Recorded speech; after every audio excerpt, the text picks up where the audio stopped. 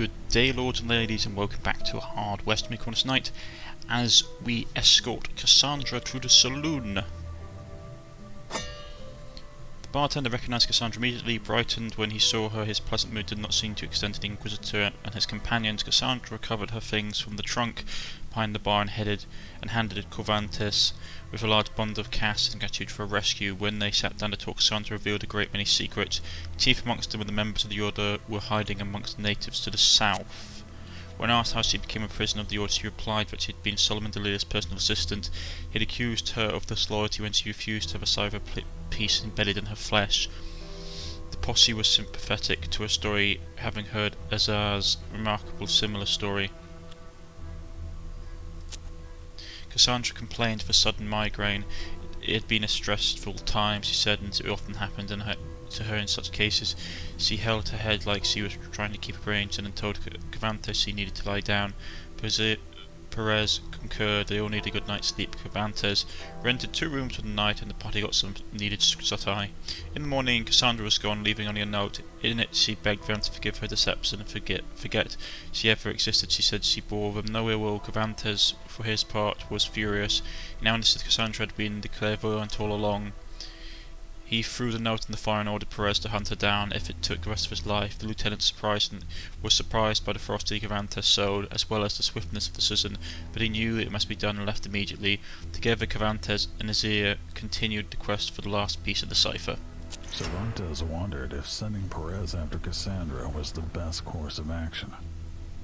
Even so, he was not one to let go of a grudge. The clairvoyant had to die. He and Sister Rosa would have to do without Perez's protection from now on. This is gonna suck. Right. So we've lost 2 party members. Lots and lots of people. Right, so what have I got him doing? King of Clubs, Sight, Scavenger, Jack of Diamonds, Aim, Golden Bullet. I do like the Golden Bullet. No. Sorry about that, folks. We're back. Yeah, I know it's some stuff has happened, so we're going to have to just pick it up where we were. Can't get any clues. Right. So where were we? Looking at cards. If I could get 3 of a kind, it would be better.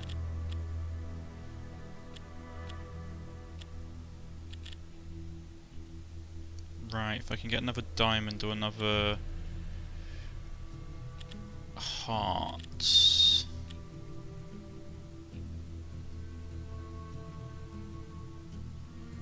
That would be good. The only diamonds I have that is movement, aim.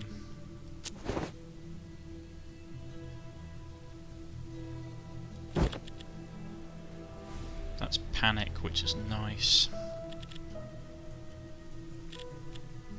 Could always give it to someone else.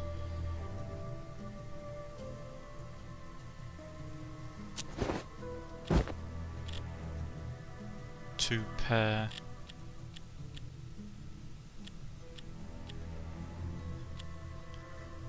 10 defense, that's not so bad. Can give her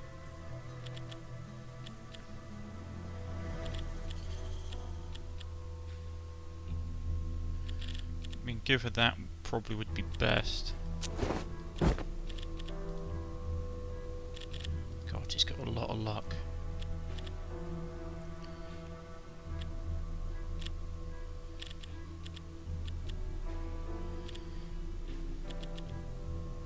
What life do we have to give her?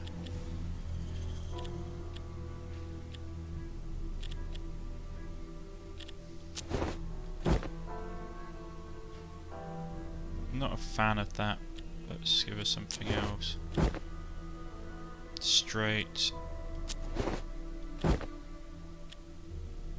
Yeah, that'd be fine. I mean, a straight is nice because it gives us plus 8 1 HP pack per turn. But if I give her that, I can heal up and get the extra luck. Not happy about the massive defense boost that he's just got.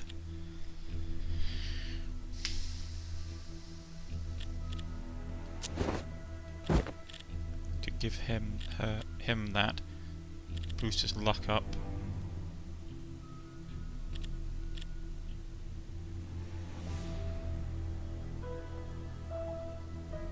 So that's what ace.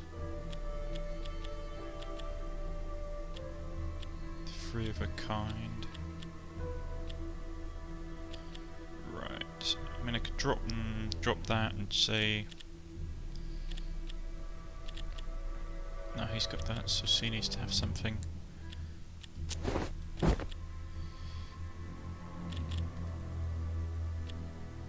Nah.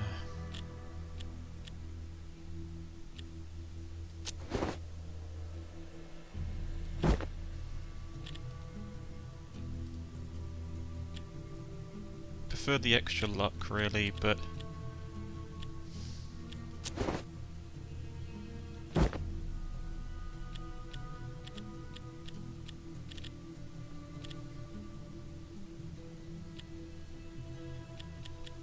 nothing I can really add to it. I just give her the regen on her health, because as long as he's in cover, he's okay. His weapon's okay, her weapon's okay. Right. Go to the Indian reservation. Out north of the village, you met a native man on his own, sitting in the front of the tent with a melancholic look. When they hailed him, they discovered he spoke English fluently. Cervantes adopted his kinder manner and asked him about his worries. The Horson told them his tale of woe. The Horson had befriended a family of farmers, some of the few that neither feared nor hated natives. His tribe, however, was horrified at this. They could not forgive him for befriending any of the race who had brought them such suffering upon them. He had been shunned and expelled. Cervantes, ever the manipulator, knew he could exploit the man's sorrow to elicit secrets from him. Dawson believed that if he accumulated enough money, he could be accepted among the white people. He also said he knew that several of the members of the area, and that he was aware of a matter of peace in their flesh. He could not part his information without gold in return. The one at the Indian village, the Horson said he was a former tribesman, had been in league with the order. He knew he could not divulge his identity, however, unless Cervantes paid him. A tribesman named Gonda was the order's eyes and ears amongst the natives, having never dealt with Dawson's people before. Cervantes asked him what would make his people turn on one another. Dawson handed Cervantes a pendant. It was one of several items he had stolen from his tribe when they left. He had hoped to trade his items for money. Cervantes figured out the rest. Right.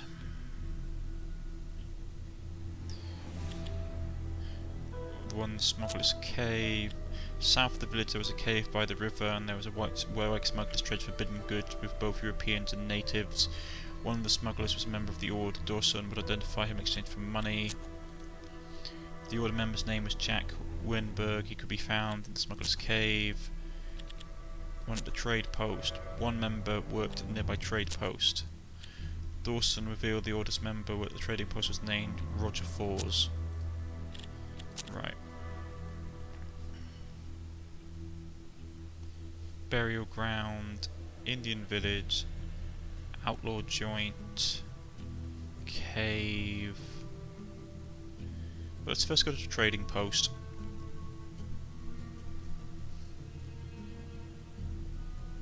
Killed the Order members near the native village. Placed a locket on the graveyard. Okay, Paul Jackson's trading post was a popular store frequented by both white folks and natives that said a member of the Order used the information they had. They only killed the Order member. Accusing Roger Fors of smuggling goods to the Indians was all it took for the crowd to hang him from the pole. Still he did not succumb and hung there gasping for breath and flailing limb for limb pitifully. Cervantes did not wait until he died to cut the cipher piece out of his body and of the cheer of the bloodthirsty crowd. Outlaw joint, cave, outlaw joint. drunken bar was Cutfoot's saloon, frequented by some of the nastiest men in the West. Amongst all the scum, one man caught Cervantes' attention. He was a slick, quiet follower with the air of danger. Word had it he was Chip Henshaw, the sharpest shot in 3 counties. Approached him, Cervantes used a sweet talking, including assurances that it would be God's work, which meant a securing spot in heaven. Henshaw interrupted him in the net to name his price, 100 gold. Let's do that. Henshaw finished his drink, slammed the glass on the bar and accepted the deal. Right, so we've got another party member. He's not a requirement to survive, which is good. Give him that. Give him the medical bag. Nail bomb. We need to give him some cards.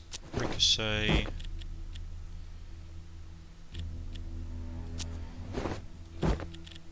Terror, King of Spades. No, he can only have 3 cards. Okay.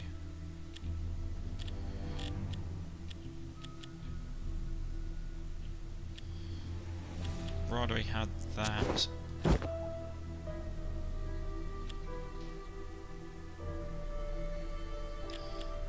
That one's alright, but I'm not a fan of movement. Right. His defense is terrible and he's got rubbishy luck. He may not survive this. Right, okay. We need to kill... Probably need to place the locket at the graveyard as well. Burial grounds was a large field covered with a magnificent mystic tree centre. Tranquility hung in the air, like mist in the air. They raided the graves and placed a locket. Lazarus was reluctant to discuss with graves, but sly Cervantes convinced her that since they were pagan graves and normal rules did not apply. After several hours they dug up most of the graves, collected many valuables in the process. Cervantes had dug a locket into a slight out of the way spot, for it would accidentally been dropped there.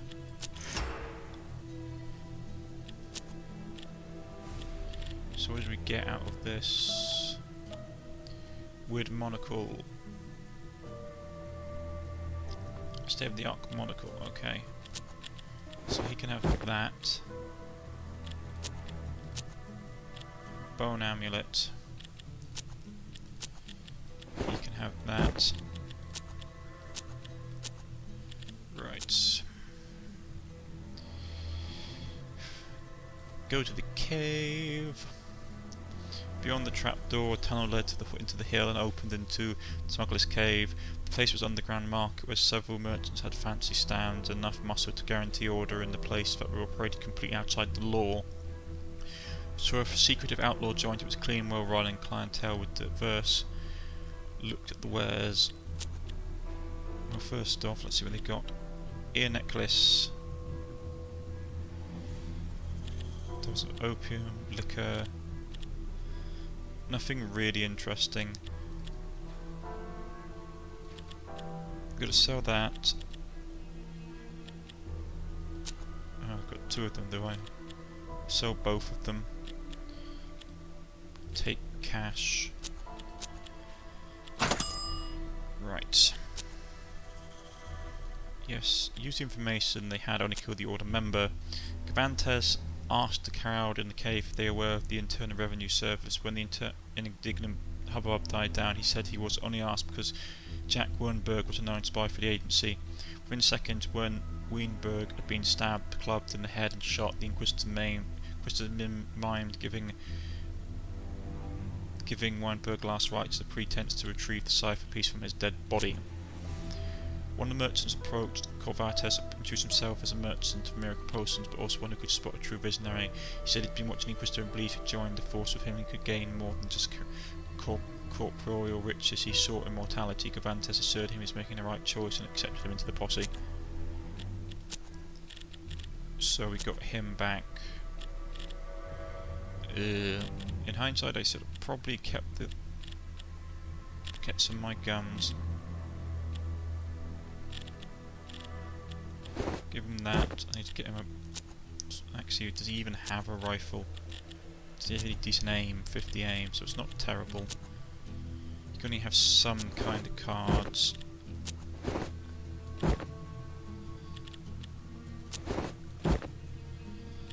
Right.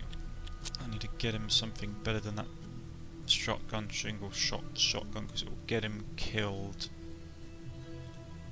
So we'll dash over here. We have everything we need, we just need the last bit. Yep. Reputable gunsmith. What do we need? Shotgun, quad shotgun. Navy gun would be nice. Ugh, if we could get a Winchester rifle. I'm not a massive fan of them, they're not particularly effective. Actually the difference, like you get one more round in it and that's it. Double shotgun, quad shotgun. So you can keep shooting it, but it's super close range. Well, let's get naval gun and the quad shotgun. We shall pay with cash.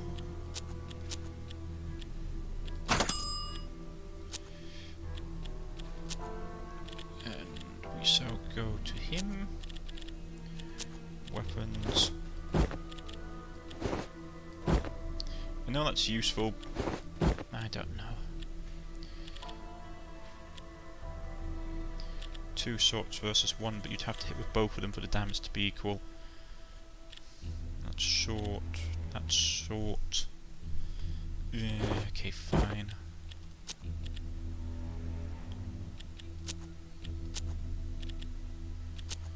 I'll test it out like that. Which means I've wasted a bit of money, but hey ho.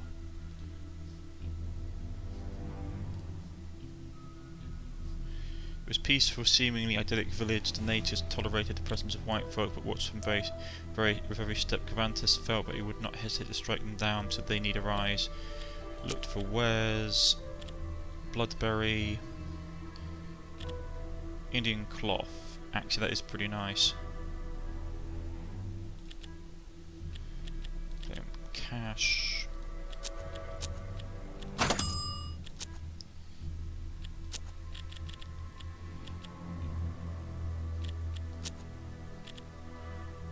He needs to have dried herbs.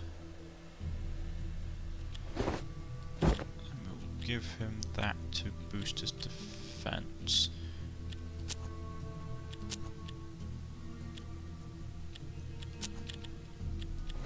There we go. Go back to the village. Used the invasion they only killed the order member. Cavantes asked to see Chief Satangia, and with granted an audience, Satangia listened patiently as the Inquisitor spun his tale. The Cavantes told how he came upon one of Satangia's tribesmen desecrating native graves. Satangia was enraged by these allegations and sent several men to inspect the burial grounds. When they returned, they confirmed the claims Cavantes had made. Worse still, they found Gromdar's pendant there. There could be little doubt it had been his doing. Satangia wanted to exile Gromdar, but Cavantes convinced him the only true punishment for his heinous crime was immolation. Gromdar remained proud and solemn as he burned, staring at Cavantes in silence till his flesh was blackened and he saw no more. When the cipher piece fell from his belly, Cavantes said it had driven Gromdar to commit the atrocity. He picked it up as they recoiled, promising the natives would destroy it. He would destroy it for them. As he rode away, the natives thanked Cavantes for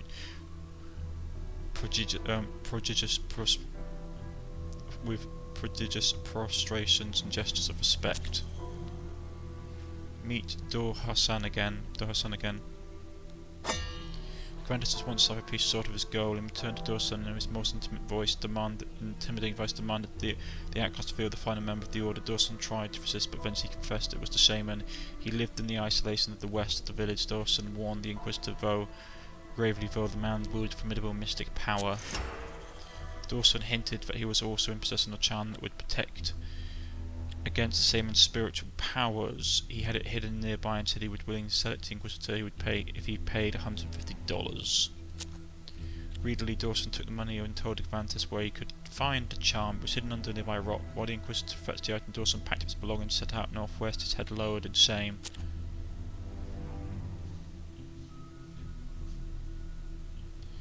Right. So we got the charm, did we?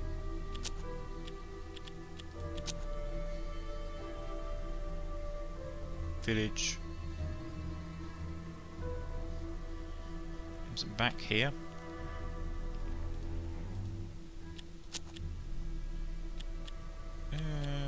Nope. Okay, so it's going to be here then. This is going to be a battle.